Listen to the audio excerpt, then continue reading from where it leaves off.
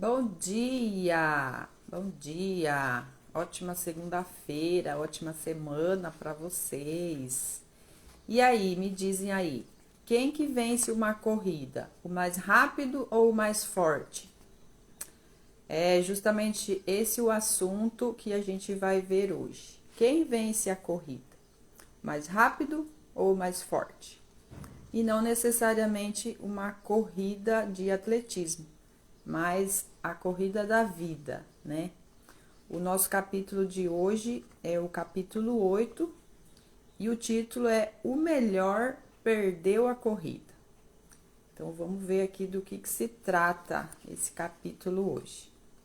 As únicas medalhas de ouro que ganhei foram conquistadas em competições de atletismo. Embora eu não tivesse sido um bom atleta e poderia ter sido se tivesse exigido um pouco mais de mim mesmo, naqueles anos em que treinei e competi, tanto na época do cursinho como na faculdade, tive muitas oportunidades de viver ricas experiências, em termos do cultivo da autodisciplina e caráter. A melhor lição que aprendi nessas experiências da juventude foi num fato sucedido na corrida de revezamento na Pensilvânia, realizado em Filadélfia na primavera. Eu era o primeiro da nossa equipe, no revezamento da milha.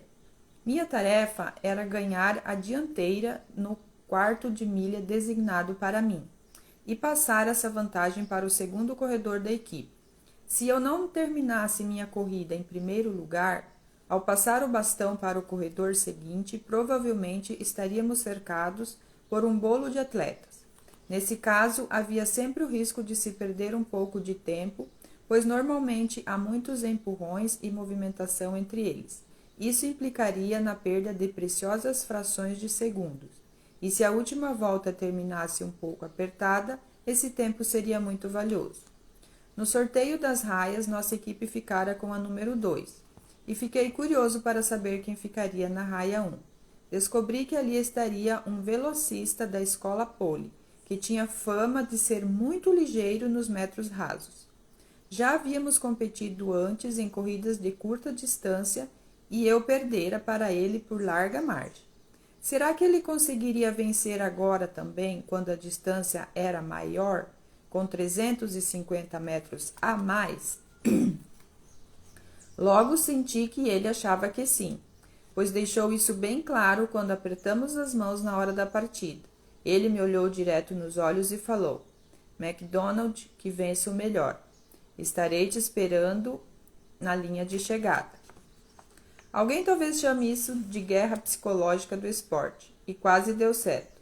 Tive que fazer um certo esforço emocional para recobrar o equilíbrio. Foi dado o sinal da largada e o corredor da pole disparou. Ainda me lembro de que sentia bater em minha canela os grãos de areia que ele levantava ao correr, quando já virava a primeira curva. Enquanto isso, os outros corredores procuravam alcançar a todo custo a melhor posição de 2 a 8. Mal tinha corrido 50 metros e eu me preparava mentalmente para chegar em segundo lugar, se é que poderia chegar pelo menos em segundo. E era o que teria acontecido se a corrida fosse mais curta. Por volta da marca dos 300 metros, porém, as coisas mudaram.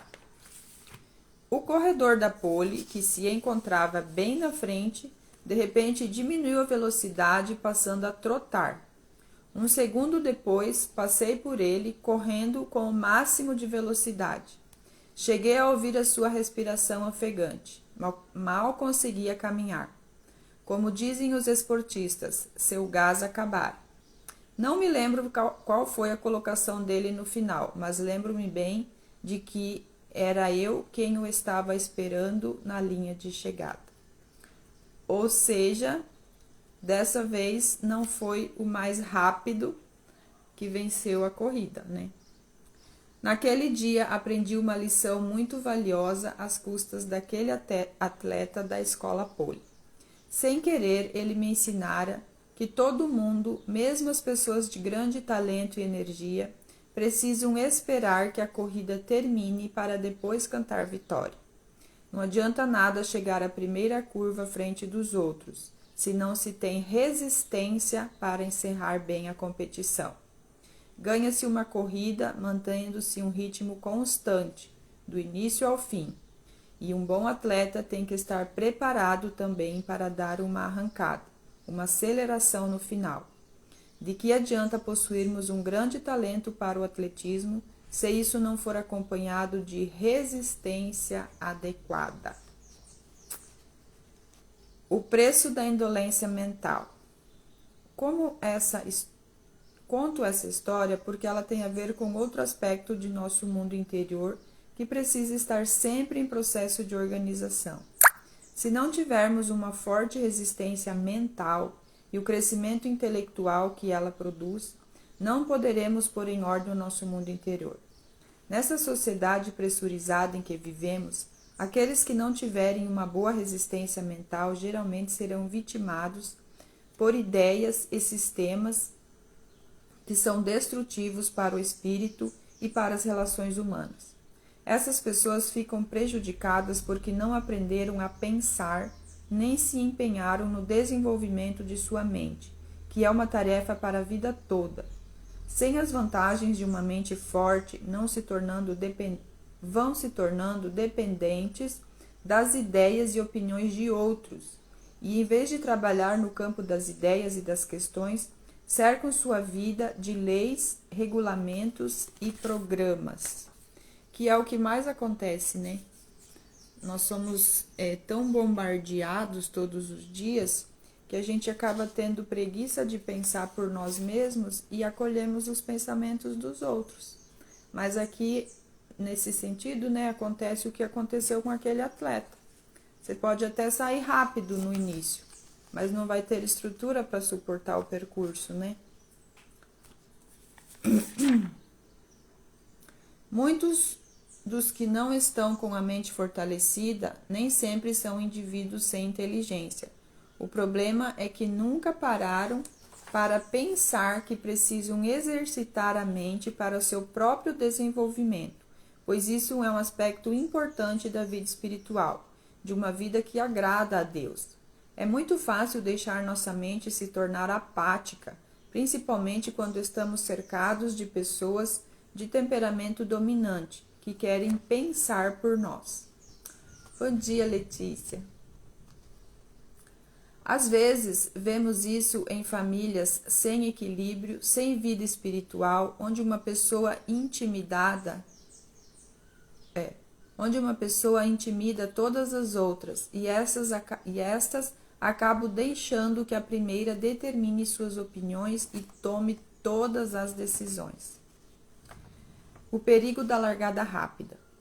Assim como no atletismo existem corredores velozes que arrancam rapidamente e logo saem cegamente numa explosão apressada, assim também na vida existem pessoas que gostam de arrancadas rápidas, não porque sejam ótimos pensadores ou gigantes intelectuais, mas por possuírem habilidades naturais em um ambiente favorável.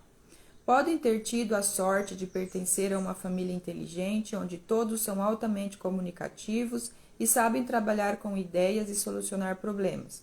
Como resultado disso, desde cedo já adquirem boa dose de autoconfiança. Esse desenvolvimento precoce logo dá ao jovem forte tendência para liderar, competir e preparar para resolver situações difíceis. O resultado é o que chamamos de sucesso prematuro. E muitas vezes esse sucesso pessoal obtido antes do amadurecimento torna-se mais um empecilho do que uma vantagem. Geralmente esse tipo de pessoa aprende tudo muito depressa, atinge alto nível de conhecimento com pouco esforço. De um modo geral, também possui boa saúde e muita energia. Parece que sempre consegue, com uma boa conversa, colocar-se em boas situações ou sair de apertos, e acaba concluindo que pode fazer quase qualquer coisa que desejar, pois tudo lhe é fácil. Quanto tempo isso pode durar? Ninguém sabe. Suponho que em alguns casos pode durar a vida toda, mas, pelo que tenho visto, por volta dos 30 e poucos anos, começam a surgir na vida desse velocista nato sinais de possíveis problemas.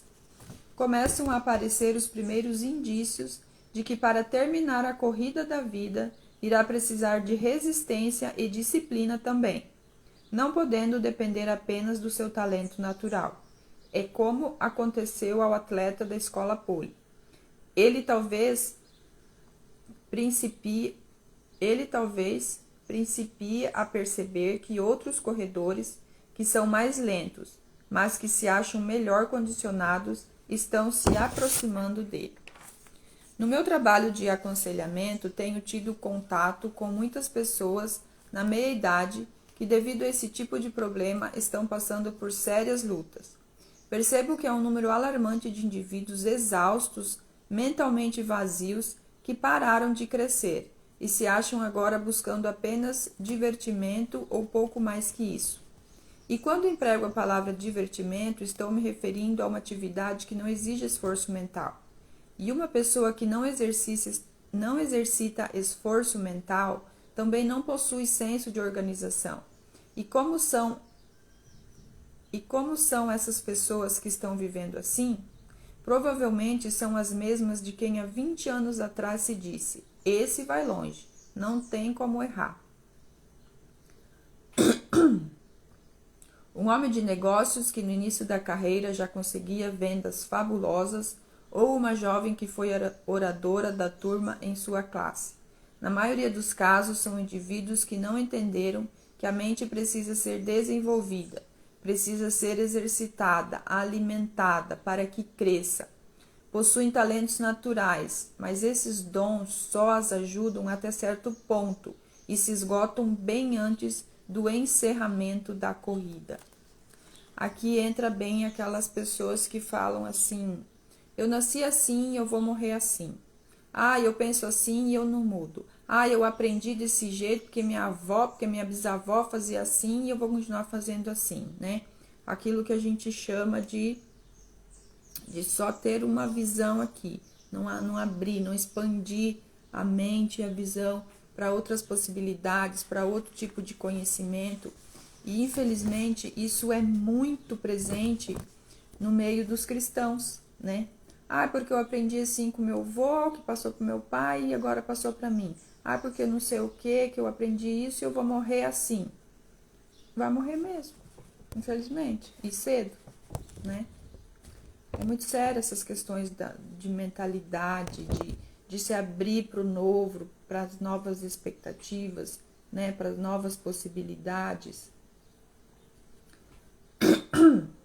A necessidade de disciplinar a mente.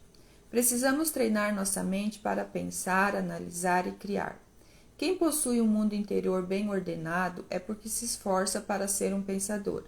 Esse tem uma mente alerta, viva e está sempre recebendo novos conhecimentos a cada dia.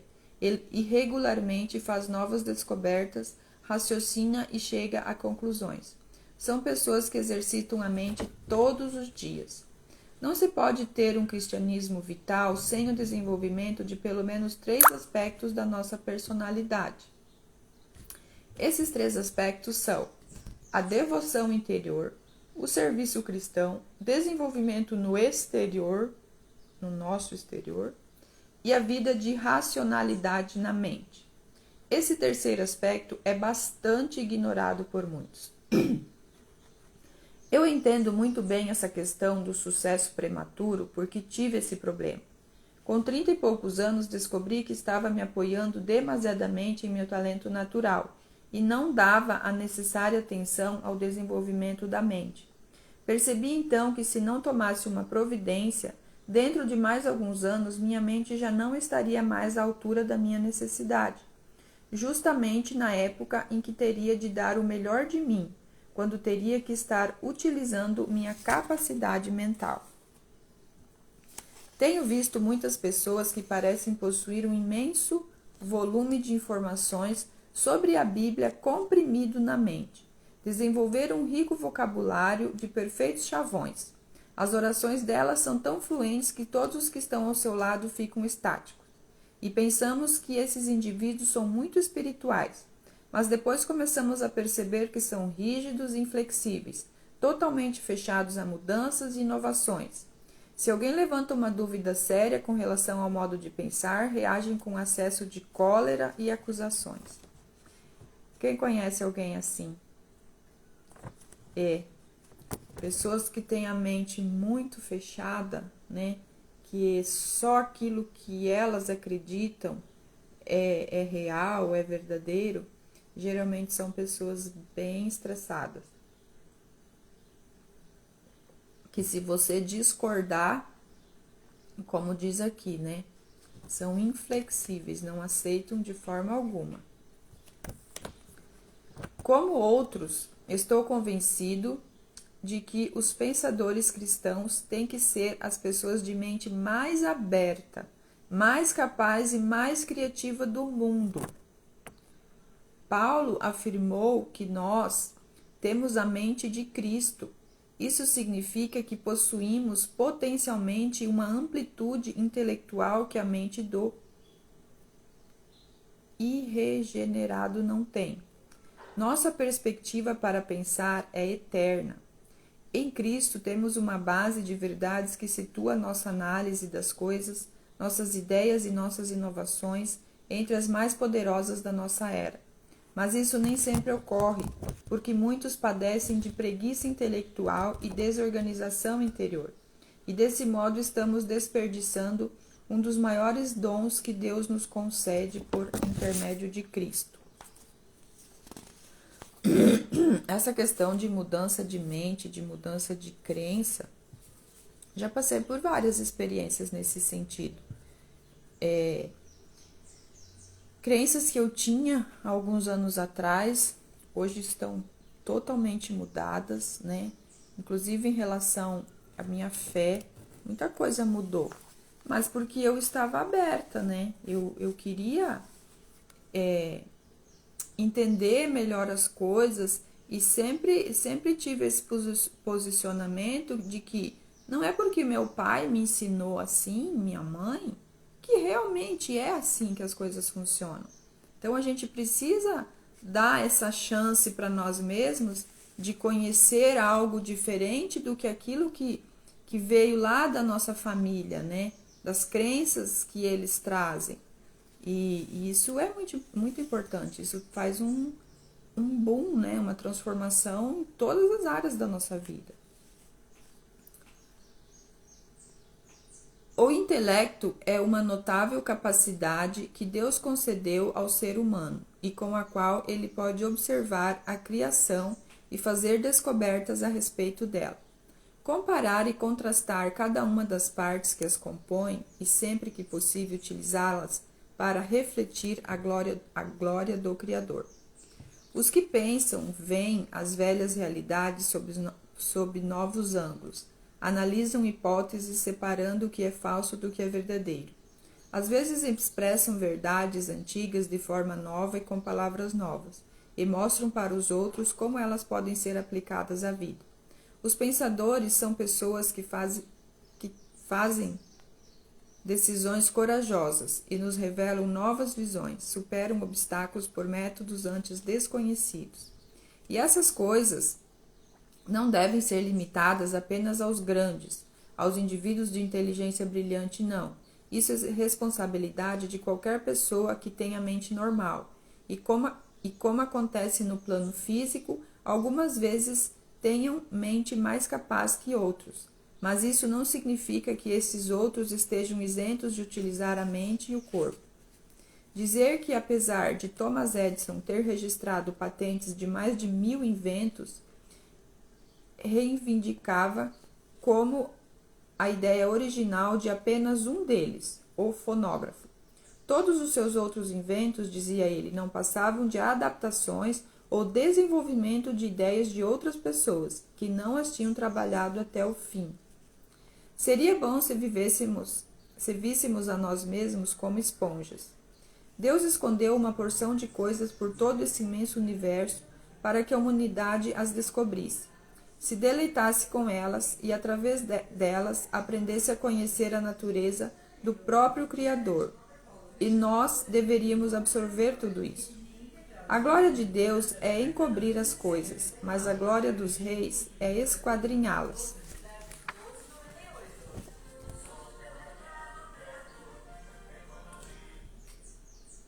Propaganda do supermercado. Inicialmente, a tarefa do primeiro homem e da primeira mulher era descobrir as coisas que Deus criara e identificá-las. Mas como desobedeceram às leis de Deus, uma parte desse maravilhoso privilégio foi removida deles. Agora tinham que se preocupar mais com a sobrevivência em um mundo adverso, em vez de continuar a descobrir o que havia nele. Então a natureza de seu trabalho mudou radicalmente, e estou certo de que nossa vida no céu deverá ser, de certo modo, uma recuperação dessa forma original de trabalho. Mas o fato é que esse princípio da descoberta e o privilégio de utilizá-lo ainda continua a existir, pelo menos em parte. Em alguns casos, essas descobertas ocorrem por meio de árduo trabalho físico, como, por exemplo, a prospecção do ouro na encosta da montanha. Mas fazemos descobertas também quando observamos o progresso dos seres vivos nos reinos vegetal, animal e humano. E ainda uma grande parte da exploração da criação se processa apenas no âmbito da mente. Temos que escavar, por assim dizer, o campo da mente, para descobrir ideias e verdades, e depois nos dirigimos aos outros para expressá-las de forma artística ou criativa, ou então fazemos isso em nosso culto a Deus. Pensar é um ótimo trabalho. Para realizá-lo bem, temos que estar com a mente treinada e em forma, assim como um atleta só compete bem quando está bem treinado e com o corpo em forma. A melhor forma de pensamento é a que se desenvolve no contexto do respeito pelo reino e pela criação de Deus. É muito triste ver filósofos e artistas realizando grandes obras artísticas e intelectuais, mas sem o menor interesse em descobrir a realidade acerca do Criador. O objetivo deles ao criar ou pensar é apenas seu engrandecimento próprio, ou então o desenvolvimento de um sistema humano adotado por gente que acredita que pode viver bem sem Deus. Estamos constantemente recebendo grandes volumes de informações e por causa disso, o cristão que não quer raciocinar sente ímpetos de fugir, deixando a uma pequena elite de líderes e teólogos o encargo de pensar por eles. E aqui mora o perigo, né? Deus nos deu a capacidade de pensar, de raciocinar, de crer por conta própria. Então, é muito perigoso, né?